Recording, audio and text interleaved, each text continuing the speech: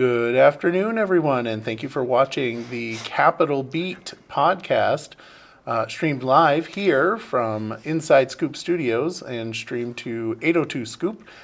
In the room with us today, we have Topper McFawn, Representative Topper McFawn, Representative Gina Galfetti, and Representative Mike Taglavia. Good afternoon. How you guys doing? Great. Having a fantastic afternoon. Doing well. Enjoying the weather. Yes, the weather is beautiful out. I cannot deny that. Spring is in the air. And that's one of the safe topics that we have here on Capital Beat. Yes, that is one of the safe topics. Do we Always want, good to segue into that, Mike. Thanks so much. Do we want to establish a safe word? Do we like what? Sunny side up. Should we say squirrels? Is that going to be the safe word? Oh, man. So has it been crazy in your groups? Our committees? Yeah. Yeah. Absolutely. This week was fun. It was fun this week? Oh, yeah. There was some topics that it was, pretty contentious for a little while. So let's go through the list here and find out what committees everyone is on. So I'm on Commerce and Economic Development. Topper? I'm on healthcare and a discrimination committee too. Okay. I'm also on the anti-discrimination panel, as well as corrections and institutions is my main committee. And I'm on the Environment Committee. That is not a committee that I would want to be on, I'm just saying. So did any of you have any bills that came out not unanimous? Yes, our committee did. What was it? 319, I think, was the bill number. The 3-acre rule bill that came out 9-2. I was one vote against, and one of my other committee members voted against it. It's just. Was that you and Pritchard? Yes, me and Representative Chris Pritchard voted against it. There was a lot of testimony. We did make a lot of good corrections to the bill, but I didn't like it. I still don't like it because of the cost to all of the people. Number one, there's 677 properties that are on the list for the 3-acre rule right now, and the way the cost of achieving the TMDL, total maximum daily load, is anywhere from $20,000 all the way up to exceeding $70,000 per acre. So it's going to put a hurting on a lot of people's savings and business income. So although it was improved, I still don't like the idea. That's why I voted against it. So it definitely was not 319 because you voted yes on that one. That came out 100%. The 319 was the Fish and Wildlife technical corrections, maybe? I can't remember. We went through a bunch of them. I'm not sure. And that's the thing with crossover. You're going through so many things so quickly. When did you vote it out? This week, only either Thursday or Friday. I think it was on Friday. It was on Friday? We did it, yeah. Let me go take a look and I'll... 238 was the PFAS bill that came out earlier in the week. That came out unanimous. That was removing or banning certain items that had PFAS in them, and it laid out dates for future bans. An act relating to stormwater management. I bet you that was the one, yeah. The 3-acre rule, yeah. Yep. So can you explain that for folks that may not know what that is, such as myself? Basically, the 3-acre rule, it's talking about impervious surface of 3 acres or more on a property, and the impervious surface refers to either a roof or a driveway or some sort of paved area on a property. They're calling pools impervious surface. Are you kidding me? Because of how quickly they fill up. Really? Yep. So when you look at certain properties, an impervious surface, if you have a gravel driveway, that is still considered impervious surface. So if you have a property that the calculation comes up to 3 acres or more, you're going to wind up finding yourself caught up in this. Right now, it's only for the Champlain Valley watershed, not really this side of the state, but in the bill, there is, I think, I forgot the dates. It was 28 is when they expect the TMDL will come out for nitrogen in the Connecticut River Valley watershed, which will affect this side of the state and our district. So there's trouble on the horizon when it comes to that, and we'll wait and see what the expense for that will be. Hopefully, we'll be able to, in maybe next session or hopefully in the very near future, figure a way to make this less expensive. It's when you look at the cost per kilogram to remove phosphorus, it's higher than the price of gold. So, Well, and I think it's it's just- important to note too that that's a federal thing that's coming down. It's a federal mandate from the Clean Water Act yeah. that's driving all EPA of this driving it, yes. legislation. And, you know, it started out with the Lake Champlain watershed because that's a federal waterway, because Lake Champlain is a federally controlled body of water, and the Connecticut River is going to be added into that in the future. Yeah. Now, you mentioned you did, that it wasn't going to affect us now. It's because the Connecticut I River thought the Valley one- watershed, they're concerned with nitrogen. This TMDL right now is about phosphorus getting into Lake Champlain. Yeah, So, but I thought the Winooski River, Yeah, no, it Oh, well, affects us currently. It for affects sure. us. that is right. Okay, Yeah. the Winooski River. So Yeah. maybe Yeah. in my district it won't. your just yet, district Yeah. but maybe yours not, It is. yeah. Okay. It affects Right. us, I know that. Yeah. Right. So, Yeah. but the one good thing is, just this week, Lee Zeldin, the Secretary of the EPA, came out with a statement that hopefully will give us a little bit of relief. So maybe there will be a little bit of a relaxing of this Yeah. 3 acre rule, so that we'll be able to get a handle on it, and it'll be a little bit more affordable for Well, all there's no- the property owners. There's no way that people can Yeah. pay that amount of money. Well, yeah, I mean, we heard testimony from landowners that were saying, you know, some said it might put them out of business. The other ones would say, there goes their profit. And we had one couple who is in a subdivision in Richmond who said, you know, it was one of those things where they were thinking about, they like the neighborhood they're in, but they may not be able to afford it and might need to move. And how many times have we heard that before? Yeah. So affordability, again, this does not go to helping the affordability problem we have in the state right now. Well, and it's also driving problems at the state level, because there's a ton of state lands and buildings that are owned that are subject to the 3 acre rule right now, that Yeah. those are going to have to come into compliance. So Vermonters are going to have to carry the heavy lift of bringing those places into compliance.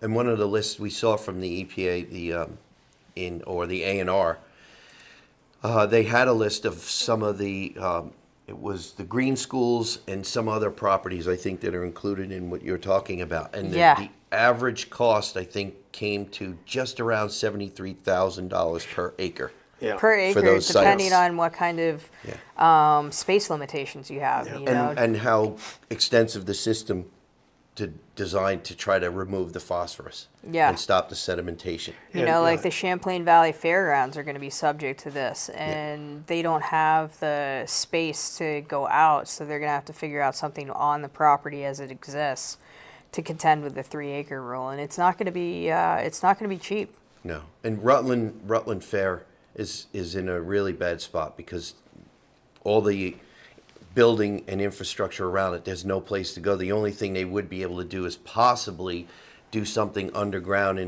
in all the inside of where they are, inside the boundaries, but they don't even know where all the infrastructure is underneath. I can tell you that they can't afford. No, to do no, they all can't. that. It's going to put them out of business. It's in the millions. The fairgrounds, they actually came and testified before our committee.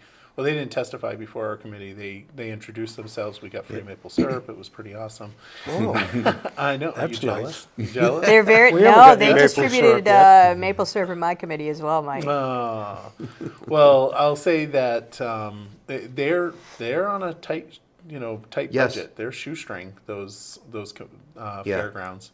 Just the that's- engineering alone on some of these, the cost of it is astonishing. So, Well, and that's such a part of Vermont's fabric to have these fairs and to bring this yeah. revenue in, and it's for the little guy, and we're just hamstringing these fairs to a huge degree, especially when you don't have the kinds of volunteer labor that you used to have years ago that are willing to go in and roll up their sleeves and do something about this. And this is above and beyond what you can expect a small fair to absorb the cost on.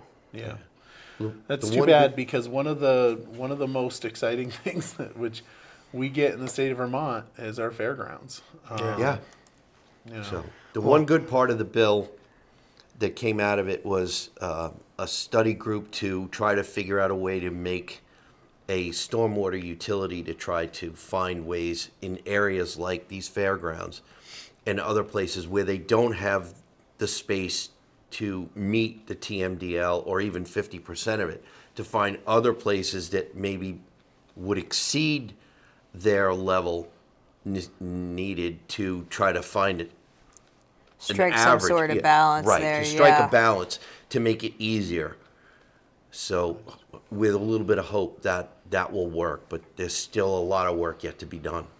A lot of Well, work. the other thing too is throughout the state, when developers built the houses and got all the permits and all that kind of stuff, after they finished, some developers didn't get the stormwater permit. Right, or they didn't maintain them, and They that's what didn't some of maintain these it. people in pre-existing Yeah. subdivisions are finding out after the fact. That's exactly right. And Gina and I were involved in one of Yeah, them. or the town stepped in to maintain Yeah. the permit.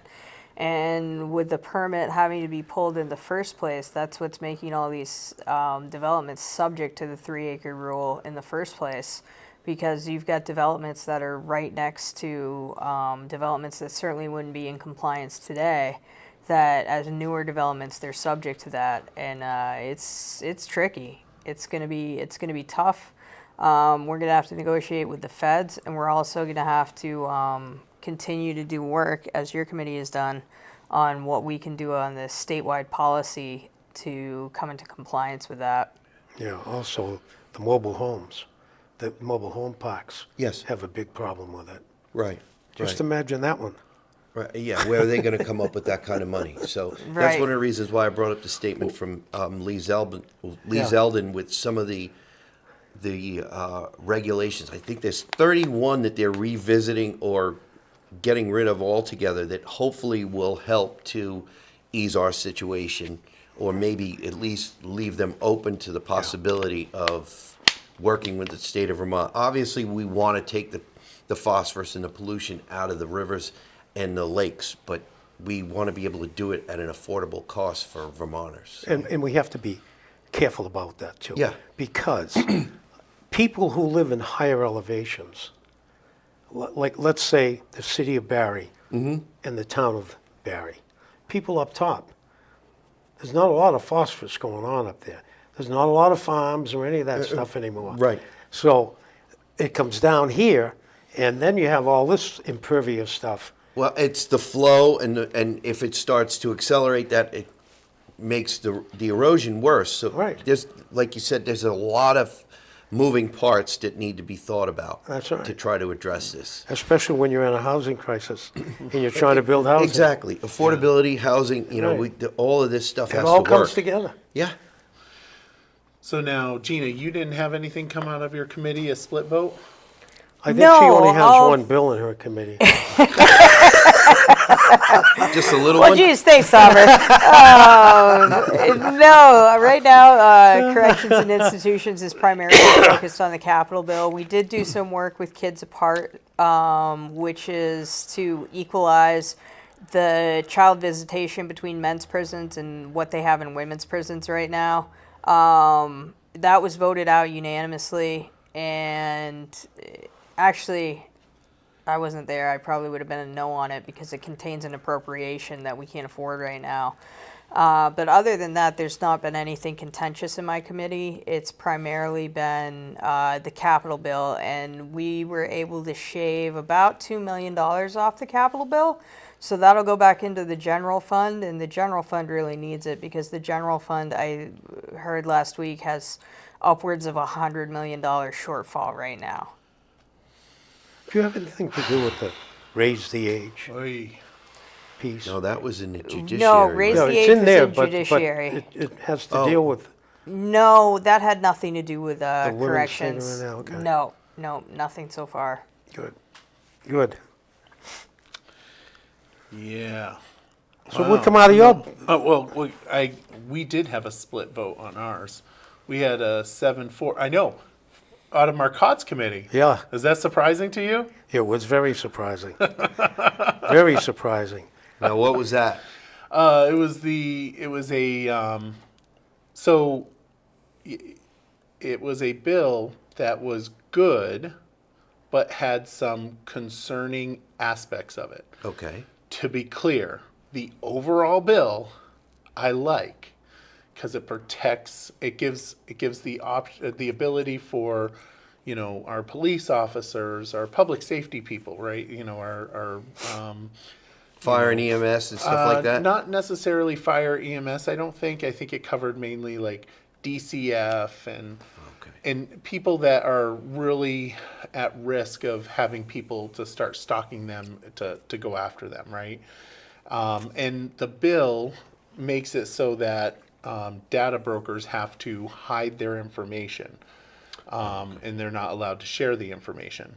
The problem that I was having with the bill was the fact that it could impact business-to-business transactions, and it also had a private right of action, which, my understanding, private right of action, dead no matter where it goes, because the governor will not support any type of legislation with a private right of action, which, so anyway, I brought those concerns up, and it was actually a 3 Republicans and 1 Democrat.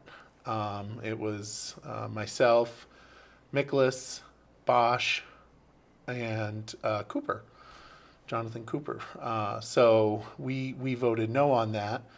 It went out of I felt so bad for Michael Marcotte because he tries to deliver. He does. He not, came in with me. Yeah. Yeah, he does not. I do not think he likes letting things leave his committee with any type of. That's the first time since he's been chair, that I've seen a split vote that big come out. Really? The first Oh my time I can goodness, remember. I feel so bad. Don't feel bad, you're doing your job. You're doing your job. Mike he usually gets everybody, he fixes the bill so that everybody can support it, or 9/10 of them can support it. I don't think we had enough time. No, And I think that that's was what the- the problem And that was. brings That up a really comes good up point. a lot. That brings up a great point. When you come to crossover and as slow as a session as we've had, and as much as we've had inconsequential legislation come off the wall that we've spent weeks taking testimony on, it seems like we've come down to the final week and taken very hurried testimony on a number of bills and then passed them out without them really going through the full distilling process that should be happening in the legislature. Yeah. And the idea that, we'll send it to the Senate and they'll clean it up, to me, I don't think is the right way to do it. No. Absolutely not. It's not the right way. Yeah, I have a huge problem with that. And that comment was made, and I'm like, I ain't signing off on a bill that I have Right. no faith in the system. Here, That's this what I is still said. a I mess. have You guys no fix faith. it. That to me is not right. No. So Yeah. let's talk about one of those. Let's get it over to the Senate What? and they'll fix it. I got one of them. You got, oh, You got one of them? Yeah, I got one of them. The Blue Cross, it doesn't even have I don't know, maybe it does now, Michael. But it didn't. The Blue Cross Blue Shield bailout. Our yes, committee, I heard about that. yeah, our committee, You've got a lot of controversy there, Tauber. oh, you're not kidding. Our committee took all kinds of testimony in about 6 hours, straight. And try to digest it, Now right? just try All of to it. just try to think of yourself sitting there for that period of time, and you got a couple of breaks. Yeah. But thinking of that on a problem this big, one thing we didn't even know, the Senate had a bill coming the same time at the same speed, and that came out too. We knew the Senate was working on some kind of a bill, some kind of a healthcare bill. I didn't realize it was part of that until after the whole thing was over. So did this And bill Ginny come out? Lyons, Okay. she got interviewed on TV about it. And I'm saying to myself, wait a minute. I thought it had to come from us first. But anyway, the bailing out the Blue Cross Blue Shield thing, I mean, if you lose Blue Cross Blue Shield in the state of Vermont, it's the largest Health insurance. health insurer in the state. I think it's like 85% of the people Right. are under their domain. What would that do to the healthcare system? The whole thing. It would create a mess. It would crumble. Anyway, so Blue Cross Blue Shield borrows, I think it was $300 million from Michigan. You know, remember how they joined Michigan recently? Right. So they borrowed I believe it was $300 million, at 8% or 8.5% interest. Thank you very much, Michigan. That really is going to help. They can't even pay the interest on that loan. No. And you got And that's because Michigan is bailing out Blue Cross Blue Shield in its own state. Really? well, almost the blues all over the country are having a problem right now, from what we understand. So here you go. You got this major problem. They come to the state with open hands. We need $50,000 to finish off the rest of this fiscal year. We need at least that. Can you help us out? 50,000, that's it? I mean million, excuse me. Thank you. 50 million. 50,000 we might Where are be we able going to to come get up 50 with. million? 650,000 people in the state, half of them don't pay income tax. Right. Where are we going to get $50 million to hand over? To give, not to loan, to give. Michigan loaned the money. So we have nothing there. Blue Cross Blue Shield, I think they had, I'll take a guess, 3 weeks maybe of cash On hand, yeah. on hand to pay off the bills that they have. Anyway, they had to get bailed out. Lo and behold, we find money in the UVM Health Network. Money that's been sitting there and piling up for a long while. And Shocker. guess what happens? They, Green Mountain Care Board is going to rip some of that money back. And that's how Blue Cross Blue Shield and other hospitals that have any kind of a surplus like that, they're going to get the money clawed back. What we had to do is give Green Mountain Care Board the authority to be able to do that, because they regulate their budgets. Right. So what they're going to do is they're going to cut their budget way back and rake that money back. So That's how they're going to get bailed out. Now, the question I asked is, what happens in June? We bailed them out. They're okay up Right. to You June. got them to Now the what end of the happens? fiscal year. Now what? Yeah. They got this bill that they got to pay in Michigan. The hospitals are their rates are going to be lowered. You know, they can't charge as much to stitch your finger up or whatever else they're going to do. All those rates are going to come way down. What's going to happen to our hospitals? I'm not a fan of the idea that we only have, one major health insurer and then one small one. We should be, if we can buy life insurance across state lines, car insurance across state lines, we should be able to buy health insurance across state lines. Good Well, idea. and that's just it. We need competition in the Yeah, marketplace. we absolutely do. Absolutely. And MVP said if Blue Cross Blue Shield goes under, we're leaving. That would mean Nobody. Yeah. nobody's got any health care. That's a product of Dean, isn't it? Isn't that a product of Dean? I don't know. I think that's a To product me, of it doesn't being matter who it's a product of. It needs to be years and corrected. Well, years ago. Yeah, years and years ago, the insurance company, I can't remember, it might have been during Dean's time, but the insurance companies that were here left. Uh-huh. And Blue Cross Blue Shield and MVP stayed, and Cigna. And that's it. But Cigna doesn't do any, they do the big stuff, you know. Yeah, they do like GE corporate or something like Yeah. that. Oh, okay. Okay. So there's a good one. So what did we have? I think I read we had 53 that are they're not quote unquote money bills that actually. Yes. So we got to wait till the end of this coming week to see how many bills actually make it out of the House. Right. to the Well, But it's probably going to be more than 60, right? well, it'll be 53 plus the capital bill, the T bill, the big bill, and You got probably 5 healthcare bills. So we'd be somewhere around 60 by the time we're done. Yeah. yeah. So here's the real question: how many of those bills is Phil Scott going to end up vetoing? How many of the bills what? Will Phil Scott end gonna up vetoing? Well, I mean, yeah, that's a well- great question, Mike. It's really going to come down to what happens on the floor. I think this is going to be a very exciting floor session. Yeah. We're going to need to make amendments and tweaks to these bills at the last minute. This is very reminiscent of the last 2 sessions where, because bills were so hurried, there were a lot of changes made at the last moment. But the Democratic Progressive supermajority in the last 2 sessions didn't have to worry about the veto.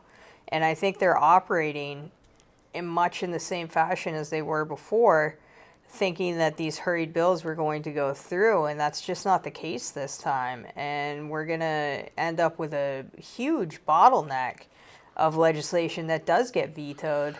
And,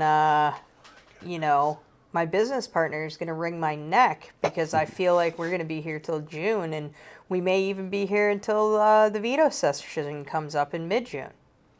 I hope that's Yeah. That is not something I'm looking forward to. In our committee. It's not something any of when we think of the issue of affordability for a citizen legislature, it's not anything that anybody that's a business owner works in the real world can afford. Yeah. Yeah, right. In our committee, this first session here, up until crossover, with the exception of the bill that I sponsored, that psychologist being able to Doctorate level psychologists. doctorate level psychologists be able to prescribe medicine. I found out Friday, just before I walked out the door, the chair of the committee said to me, "Hey, Top, I think your bill's got to go to Ways and Means." For what? Oh, they're going to charge a fee. We're going to put a fee on that for the license that they get. Of course. I couldn't course believe they it. I couldn't believe it. But Of that's the only course. one that I know of that's going to have to go to Ways and Means so far. So far. So Let's talk a little bit about how things in this crossover, what goes on and how fast it goes, and the anxiety you get and the pressure you get put on you. yeah. I mean, I can remember talking to Gina in the lunchroom and saying, "Christ, I can hardly see straight." It puts a lot of pressure on you. Well, when you got 5 bills that got to be out by 3 days from now. Well, look, I'm curious. We had the raise the age bill come up, Yeah. and then there was the 20-minute caucus called because there was an amendment. Yeah. Let's just explain what the raise the age means, because I think that a lot of people don't know what that means. We know only because, well, the only reason why I know what it is because of the session. But do you want to explain that, or do you want me to? It was, if you have it up there, it's what was it? Act Bas- H2? yeah, An it act was- relating it to One, wasn't it? No, H1 was the ethics. Oh, that's yeah. right. Yeah, okay. But the raise the age, what that did, there's current legislation to automatically bump up the age from, I think it's 19 to 20. Was it 18 to eventually- 19. 18 to 20? And with the To- goal being for- 25, I believe. Yeah, with the goal being 25. It wasn't in the legislation, but to treat criminals as minors. Right. So To you can treat- go to war, you can do all To sorts treat of a- things. At age 18, To yeah. At treat age 18, offenders but for you can't be. certain violations as minors, i.e., keeping it in family court rather than adjudicating it Right. in criminal don't. court. And they can't handle it. The amount of work needed. The system they can't handle The it. system No, can't handle it. So DCF would never. It's way too heavy of a lift to ask DCF to have all of these offenders transferred into their system. Just as we don't have the capacity to house 18 and 19-year-olds in our current correction system, and that's something that We're building a building, but it's not going to help at all. it's not going to help So- at all. And we're talking about a large group of offenders, and it all feeds back into why Vermont's open for business for things like drug-related crime, because these youthful offenders are not getting prosecuted in the manner that they should be. So it's very advantageous to bring youth from other states up here because they're going to get a slap on the wrist. It's going to stay in family court rather than going through the typical system, and it just breeds a cycle of this. And the problem with that bill, I think, was that we were going to have I can't remember exactly how it went down. The good thing about the bill was that it raised the age was going to the restrictions on it were going to sunset, and by passing the bill, we've managed to stave off raise the age getting carved into stone. So there was a plus there, but it was a bad bill that you voted yes for because it had a good provision in it, which was going to give us more time to consider whether or not raise the age was appropriate. Yeah, and they So just, that's a really confusing situation. It's really complicated. The bill pushed out the date that raise the age was going to happen. right. Exactly. It still allowed it to happen, but just pushed it out That's 2 right. years. That's right. So it was tabling it for 2 years. As opposed to direct implementation. Correct. And for what Gina was talking about was these drug dealers down in Massachusetts. We all know about the drug corridor on I-89, I-90, 91. I-91. These kids come up and they're tried, and well, they're not kids, right? They're 18, 19, and 20-year-olds. They're not kids. Unfortunately, we are treating them as such, or want to treat them as such. So they send them up, and then they get arrested and they go through juvenile court, right? But this bill that was out there was a bill that was going to table that implementation for 2 years.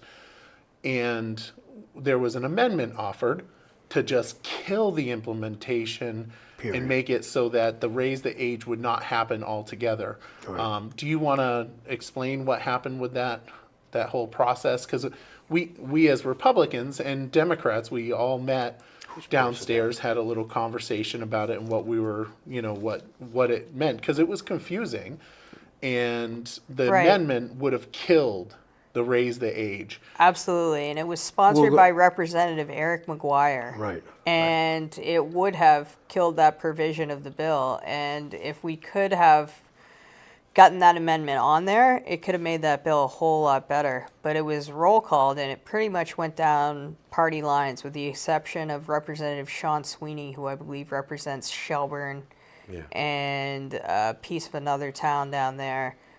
He voted with the Republicans on that one, and it just, He voted in favor of public safety is what he did. Yeah, The rest of us absolutely. who voted in favor of the amendment. Yeah. It was in the best interest of public safety. And like Representative McGuire said, the one thing that kept being brought up on floor debate was brain science. Yeah. You got to watch the brain science. But the criminology was ignored. Right. And like Representative McGuire said, you can't ignore the criminology aspect of it. And that's what it what was. happened. Right. And that's what happened. That No, was and I ignored. mean, it all comes back to, the idea of accountability. And right. we're supposed to be implementing public safety policy that holds people accountable for their actions. And all too often in this building, we're not holding folks accountable for their actions, and that's contributing to the crime problem that we have. And you keep raising the age, and that means that 19, 20-year-olds can commit those crimes, and because you raise the age, they get tried in juvenile court. And I find it very funny because we're pointing to the brain science on this one, that human brains aren't fully developed, male brains until 26, I believe, female brains 22, 23. But we've got a huge push in the legislature from the Democratic Progressive supermajority to allow 16 and 17-year-olds to vote. I So was thinking where that does the myself. We brain should science raise come the into age. play there? Yeah, exactly. I've been a big commenter on that. If you Double if, standards. if you can't, if children are children, then I mean, we're pushing that and then pushing downward on, makes you wonder why. Well, why then are 18-year-olds allowed to sign up? Well, for the exactly. I mean, draft? if we're Not the if draft, we're not, but you have to sign up for Select the yeah, service. Yeah. selective service. I mean, that is the question, right? Like if you're not fully developed, which I get it, right? But the fact is that some responsibility. Your undeveloped mind that's voting has a huge impact on my life. That's right. But that it is just crazy and how funny it is. That it's not really funny. It's actually kind of gross. Well, It's it was a tough thing because you look at it, and if you're thinking of public safety, you're going to vote yes for the amendment, and then because there's some good things in the bill, you're voting yes on the bill, and that's what we did because Yep. it pushed it out. But I think It was a stopgap It measure. delayed the And it I think delayed the the start of a important- bad bill, Yeah, a bad law. the important thing was that the amendment side of it, there was a roll call on it. Yeah. And it put everyone on the record. That's right. And if you want to know who supports, Holding having people accountable. holding Public people safety. accountable, Yeah, or public safety. public safety, exactly. That's right. And treating adults like adults, because they are adults in our system.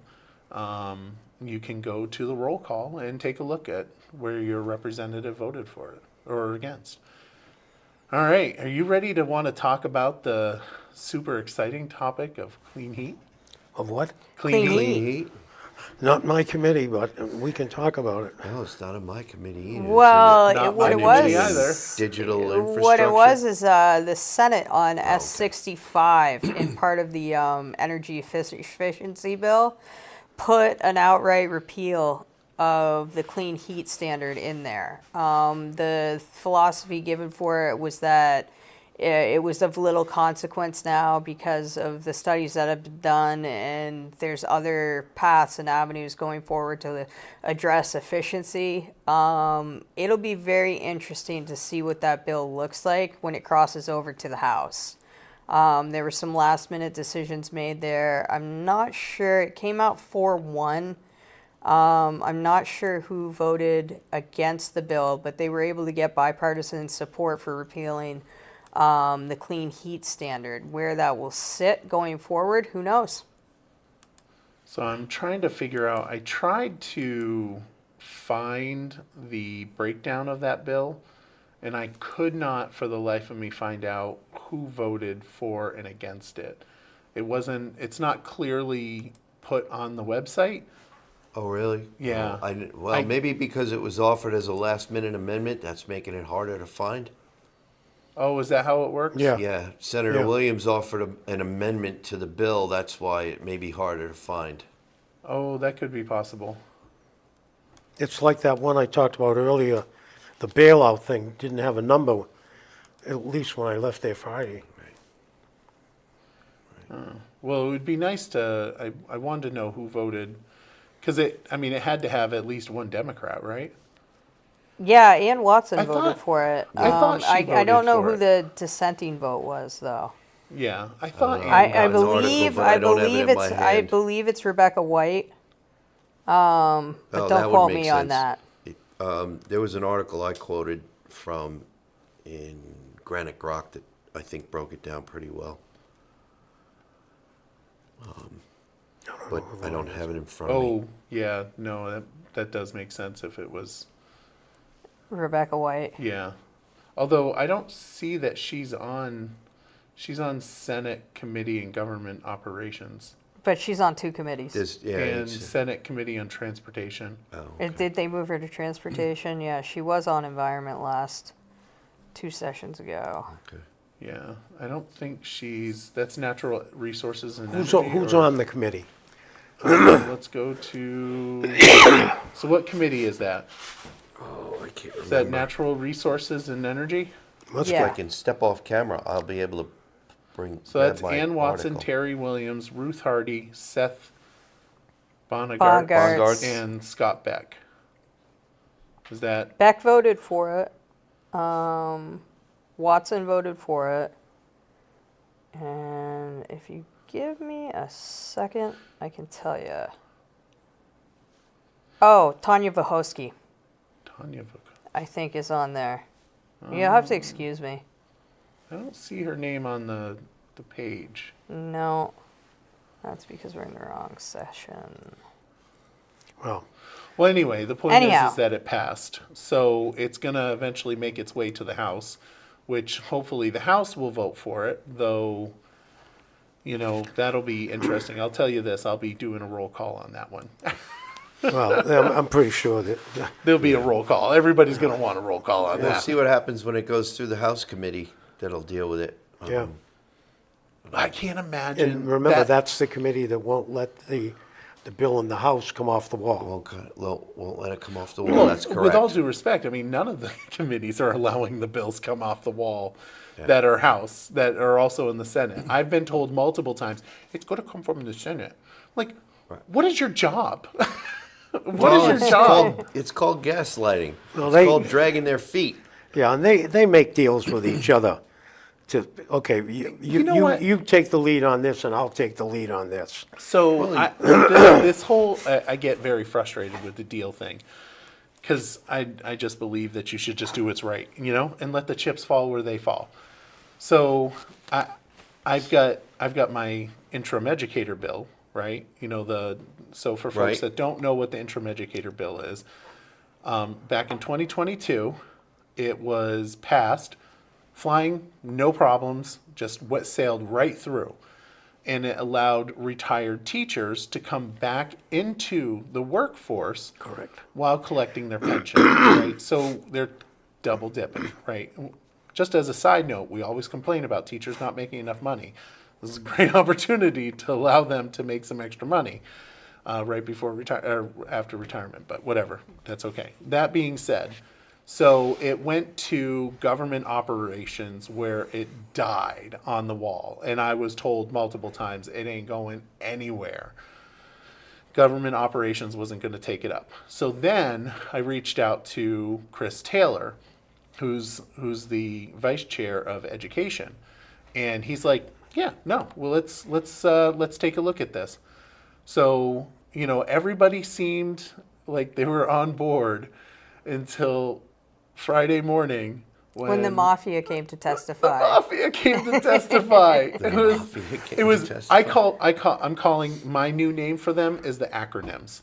The acronyms came in, and all of a sudden, Explain who those are, Mike. sure. So the acronyms, there's being down there, all these lobbyist groups come in, and it was the NEA, VPA, VSA, all these VPers or V organizations that are lobbyists, and they killed the amendment to the miscellaneous education bill, and it was it was so sad It's because so hard to see something that you're passionate about go well, down exactly. in flames. And- And that's something that's important to make a side note on there too, is that a lot of these initiatives at this point in time may not have made it off the wall, but there is a chance that they could be tacked onto other bills right. if it's germane. Right. So this, I've already sent an email off to, and I reached out to Patty. You know, I did the provoke, you know, the whole, you know, Process. I processed. I touched all the dots and or dotted all the I's and crossed all the T's. You know, I talked to Patty. I sent an email to Peter Conlon, who's the chair. Spoke to Chris Taylor. You know, and I said, listen, I'm going to do a floor amendment on this because Then you'll get a chance to roll call them. Correct. And that's where Exactly. the action really happens, Exactly. Mike, is to get them on the record voting against something that, you So, know, the people want to see moving.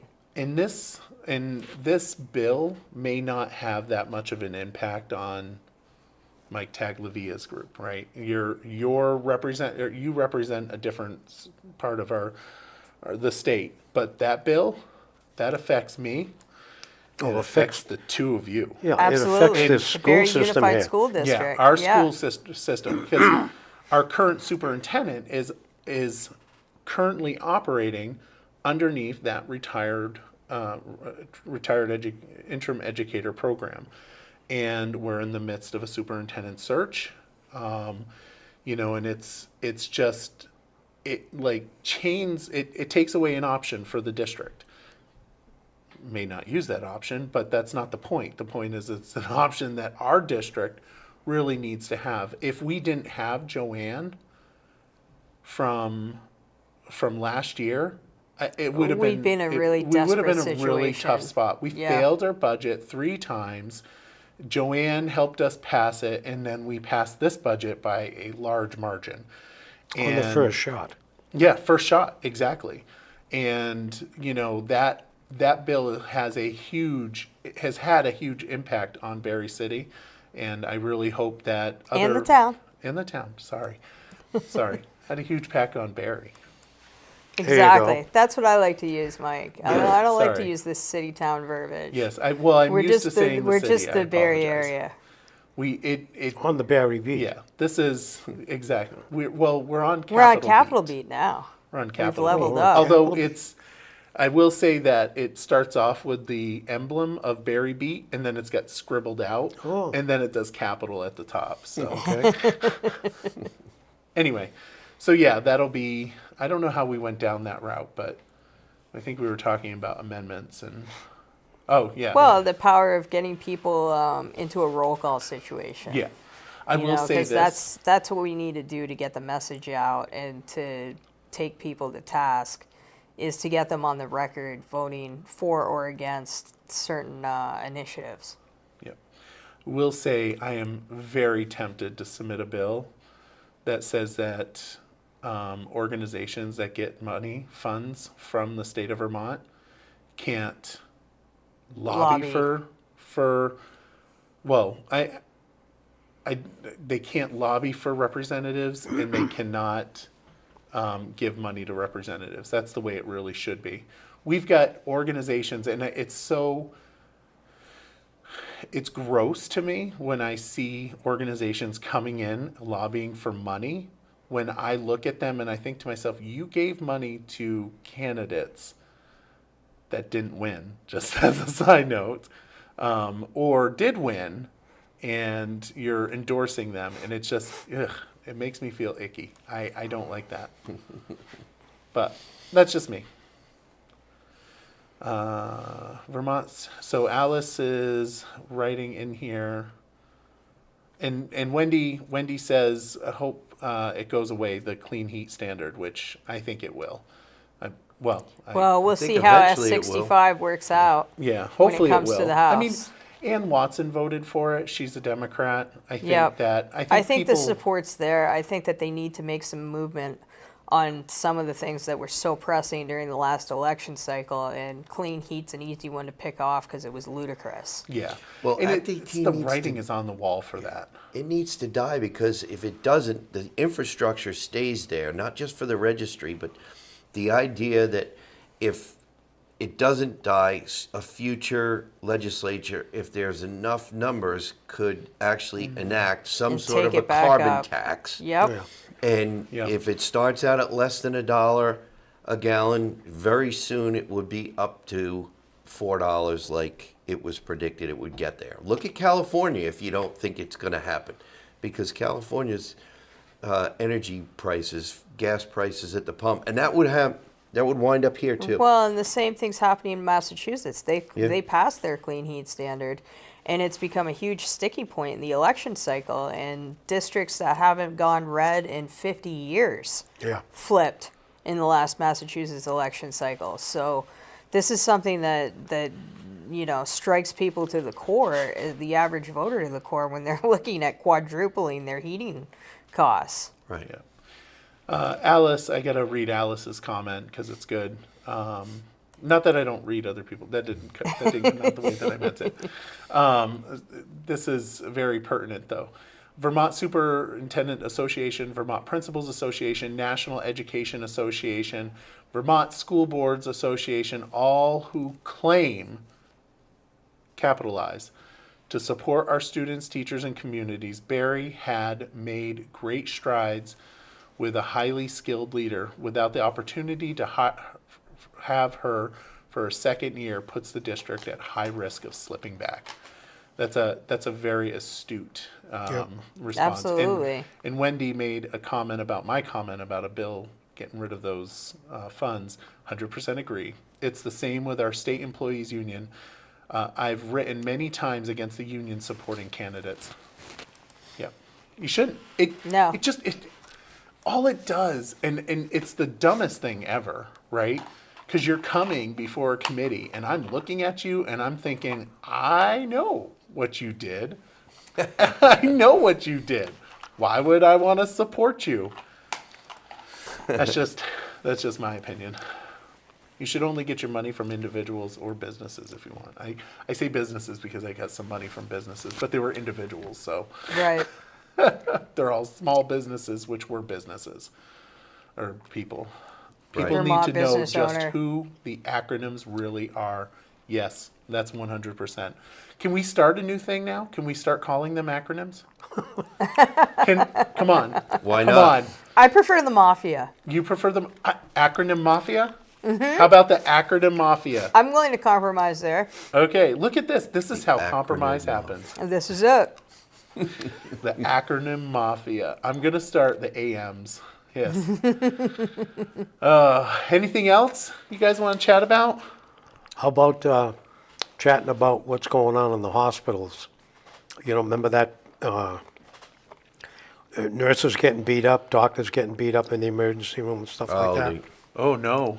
Is that is that a legislative thing? Yeah, that come through our committee. Oh, tell me. So let's talk about it because I don't know about it. 259, I think it is. H259? We'll look I it up. could be wrong. It's a workplace violence bill. What's the driver Yep. of it mostly? Workplace Is it violence. drug addiction? That's part of it. Mental health problems. People come in, they're in crisis. They have to wait for a long time. Then they finally get in there, and they're wild. And then the bedside person says, "Okay," they do the vitals and all that. "Okay, I'll be back." Meanwhile, an accident comes in, takes up their time. The person in crisis is over here. Central, as an example, Central Vermont shut down their mental health piece. Right. So, but this is happening all over the country. And so what they did under 259, it set up a group of people, I'll call it a committee, and the result has to be that every hospital in Vermont has a specific plan of action that they are going to put into effect. They're going to implement that. And it's going to be developed by people who actually experienced the problem. Not somebody sitting in a cubicle, writing down numbers and stuff. This is going to be developed by those people that were affected by it. So it should be, I'm hoping that it comes out to the point where actually what people actually experienced is what we're going to prevent, and not what somebody was thinking. Oh, well, we can have somebody trained to do that, but they're not on their shift. Somebody on every shift, 24 hours a day in the hospital, has to be trained to bring that situation down, calm it down. That's exciting. That sounds like something we've actually done this year that might be good. Yeah, well, it's been something that's been going on for too long, and the result of it is the nursing schools, their enrollment is down, nurses are leaving, Right. they don't want to do it anymore. Some people have been injured badly enough so that they want to come back, but they can't. So You know, let's hope that this, and it doesn't cost us any money anyway. The hospitals, we had Act 45 last year. It didn't work the way we wanted it to work. So this is supposed to put in some requirements that will make it work. I hope so. 'Cause I spoke to somebody during the campaign that was a big concern for her. Yeah. She retired, went back to work part-time because she needed the extra money and the benefits. If you get beat up, And no, but she saw people who she worked with yeah, have issues like that. And then like you said, you have somebody gets injured, now they're out of work, and they're already short-staffed. So Yeah. this Yeah, issue it's a is actually workforce. It's a Yeah. workforce tool too, because we've got so many traveling nurses coming in, and you can't tell correct. me that that's not driving up the cost of healthcare. big time. Yeah, Big time it is.